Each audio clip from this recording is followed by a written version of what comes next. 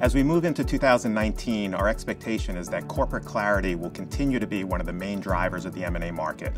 Companies are looking hard at their internal business mix, deciding what is core and worthy of continued investment.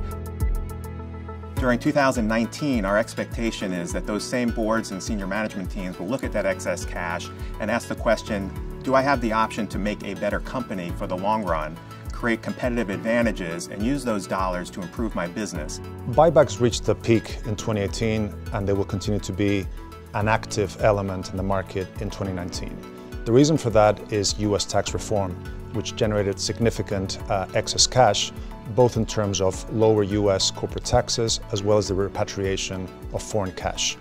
A lot of that cash was deployed into M&A and has supported the market in 2018 and will support the market in 2019. We've now been able to expand our buyer universe to not only include traditional corporate or strategic buyers, but also sovereign wealth funds, family offices, new emerging, long-dated private equity funds, a whole range of new buyers that didn't exist just a few years ago, which should facilitate additional M&A in the coming year.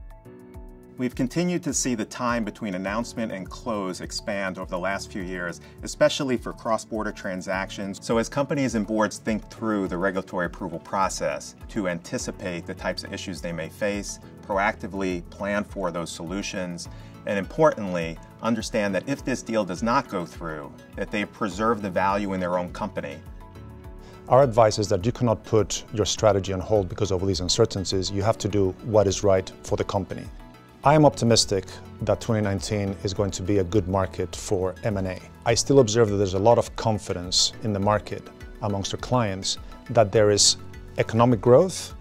They want to get ahead of disruptive tendencies and trends.